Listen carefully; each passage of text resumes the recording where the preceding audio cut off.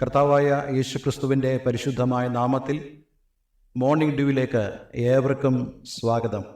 ഒരു പ്രാവശ്യം കൂടെ വളരെ അനുഗ്രഹിക്കപ്പെട്ട ദിവസം ദൈവം നമുക്ക് നൽകിയല്ലോ. ഇന്ന് നമുക്ക് അനുഗ്രഹിക്കപ്പെട്ട ഒരു വേദവചനം വായിച്ച് ധ്യാനിക്കുവാൻ കർത്താവ് നമ്മെ സഹായിക്കട്ടെ. 1 പത്രോസ് 1 അധ്യായം 7 വാക്യം. അഴിഞ്ഞു പോകുന്നതും തീയിൽ ശോധന കഴിക്കുന്നതുമായ പൊന്നിനേക്കാൾ നിങ്ങളുടെ വിശ്വാസത്തിൻ്റെ പരിശോധന വിലയേറിയത് എന്ന് യേശുക്രിസ്തുവിൻ്റെ പ്രത്യക്ഷതയിൽ പുകഴ്ചയ്ക്കും തേജസ്സിനും മാനത്തിനുമായി കാണുവാൻ അങ്ങനെ ഇടവരും.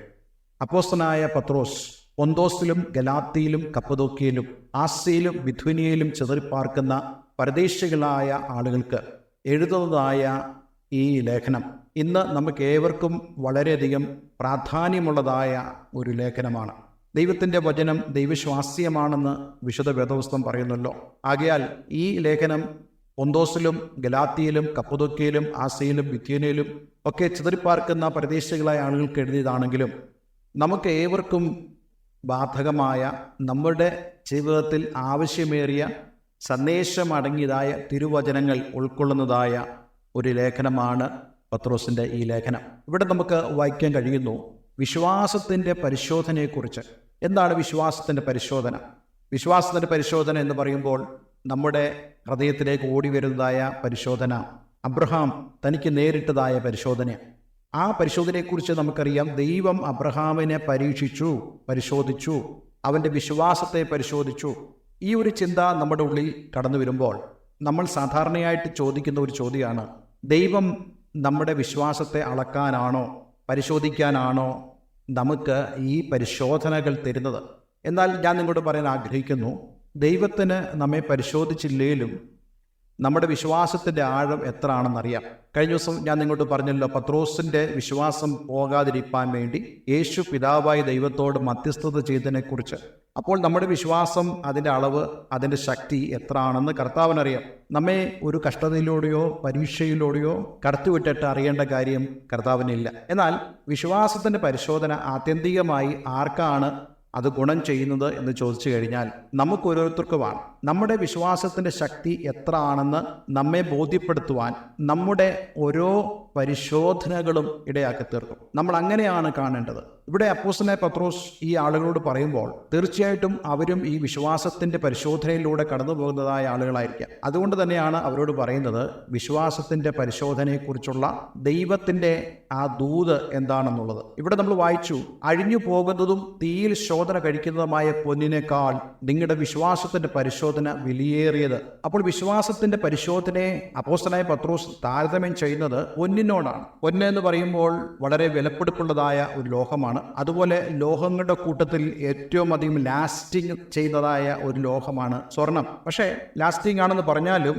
ഇതും അഴിഞ്ഞു പോകും, ഇത് നശിച്ചു പോകും. പക്ഷേ നിങ്ങളുടെ വിശ്വാസം നശിക്കുന്നതല്ല. അപ്പോസ്തലനായ പൗലോസ് അതിനെക്കുറിച്ച് പറഞ്ഞല്ലോ. ആകയാൽ വിശ്വാസം, പ്രത്യാശ, സ്നേഹം ഇവ മൂന്നും നിലനിൽക്കുന്നു. ഇവയിൽ വലുത് സ്നേഹം തന്നെ. വലുത് സ്നേഹം തന്നെ ആണെങ്കിലും നിലനിൽക്കുന്ന ഒന്നുണ്ടെങ്കിൽ അത് വിശ്വാസമാണ്. ഈ വേദഭാഗങ്ങളിൽ തന്നെ, അതായത് അതിൻ്റെ 9 വാക്യം വായിക്കുമ്പോൾ നിങ്ങളുടെ വിശ്വാസത്തിൻ്റെ അന്തമായ ആത്മരക്ഷ പ്രാപിക്കുകയും പറഞ്ഞു തീരാത്തതും മഹിമയുള്ളതുമായ സന്തോഷത്തോടെ ആനന്ദിക്കുകയും ചെയ്യുന്നു. വിശ്വാസത്തിൻ്റെ അന്തമായ ആത്മരക്ഷ.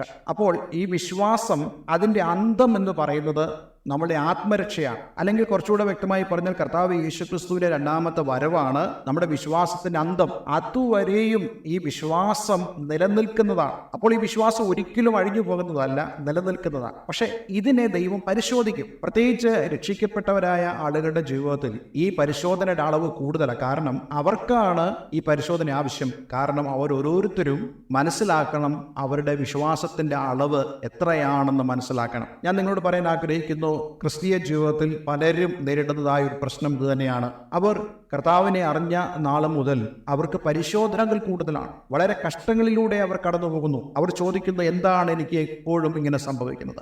അതുകൊണ്ടാണ് ഇവിടെ പത്രോസ് പറയുന്നത്, അത് നിങ്ങളുടെ വിശ്വാസത്തിന്റെ പരിശോധനയാണ്. അത് ആത്യന്തികമായി നമുക്ക് അനുഗ്രഹപ്രദമാണ്. എന്താണ് അനുഗ്രഹപ്രദം?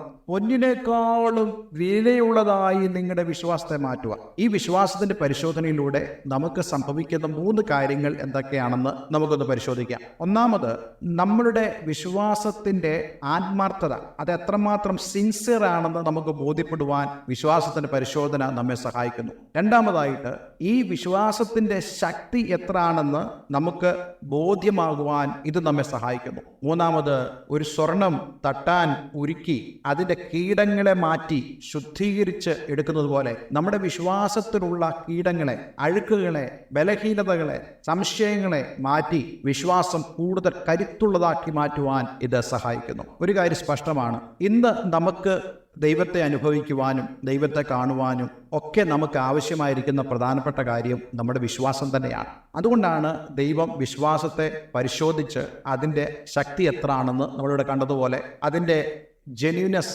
എന്താണെന്ന് നമ്മൾ മനസ്സിലാക്കുവാൻ, മൂന്നാമതായിട്ട് നമ്മുടെ വിശ്വാസത്തെ ശുദ്ധീകരിക്കുവാൻ നമ്മുടെ ജീവിതത്തിൽ കടന്നു വരുന്നതായ പരിശോധനകൾ നമ്മെ സഹായിക്കും. അതുകൊണ്ടാണ് അപ്പോസ്തലനായ പൗലോസ് പറയുന്നത്, നമ്മുടെ കഷ്ടങ്ങളിൽ നമുക്ക് പ്രശംസിക്കുവാൻ സാധിക്കും. അതുകൊണ്ട് എന്നെ കേൾക്കുന്ന പ്രിയമുള്ളവരെ, നിങ്ങളൊരു പക്ഷേ നിങ്ങളുടെ ജീവിതത്തിൽ ഇന്ന് നാനാവിധ പരിശോധനകളിലൂടെ കടന്നു പോകുന്ന ഒരു വ്യക്തിയായിരിക്കാം. പക്ഷേ ഒരു കാര്യം മനസ്സിലാക്കിക്കോണം, ഇതൊന്നും ദോഷത്തിനല്ല, മറിച്ച് നമ്മുടെ നന്മയ്ക്കായി ഇത് കൂടി വ്യാപരിപ്പാനിടയായിത്തീരും. അബ്രഹാമിനെ ദൈവം പരീക്ഷിച്ചപ്പോൾ എന്താണ് സംഭവിച്ചത്? നമ്മൾ ഉൽപ്പത്തി പുസ്തകത്തിൽ വായിക്കുന്നുണ്ട്, അബ്രഹാമിനെ ദൈവം ഐശ്വര്യമായി അനുഗ്രഹിച്ചു. കാരണം അവൻ്റെ വിശ്വാസത്തിൻ്റെ പരിശോധനയിൽ ആ വിശ്വാസത്തെ തെളിയിക്കുവാൻ അബ്രഹാമിന് സാധിച്ചു. അതേപോലെ നമ്മുടെ ജീവിതത്തിൽ ഓരോരോ പരീക്ഷകൾ കടന്നു വരുമ്പോഴും അതൊക്കെയും നമ്മുടെ ജീവിതത്തിൽ അനുഗ്രഹപ്രദമായി തീരും. ഒരു കാര്യം നമ്മൾ മറക്കരുത്, നാം ഒറ്റയ്ക്കല്ല. കണ്ടാലും ഞാൻ ലോകാവസാനത്തോളം എല്ലാ നാളും നിങ്ങളോട് കൂടെയുണ്ടെന്ന് അരുളിച്ചതവനായ കർത്താവ് നമ്മോടുകൂടെയുണ്ട്. നമ്മുടെ ജീവിതത്തിൽ കടന്നു വരുന്ന പരിശോധനകളെ അതിജീവിക്കുവാൻ ദൈവം നമുക്ക് ബലം തരും, സഹായം തരും. ഒരു വാക്ക് പ്രാർത്ഥിക്കുന്നു. സ്വർഗ്ഗപിതാവേ, ഈ വചനത്തിനായി സ്തോത്രം. ഈ വചനം കേട്ടാങ്ങടെ മക്കളെ ഞാൻ യേശുവിൻ്റെ നാമത്തിൽ അനുഗ്രഹിക്കുന്നു. കർത്താവേ, അവർ കടന്നുപോകുന്ന വിശ്വാസത്തിൻ്റെ പരിശോധനയിൽ തടർന്നു പോകാതെ പിടിച്ചു നിൽക്കുവാൻ നീ അവരെ സഹായിക്കണം. യേശുവിൻ നാമത്തിൽ തന്നെ. ആമേൻ, ആമേൻ. Have A nice day. God bless you all.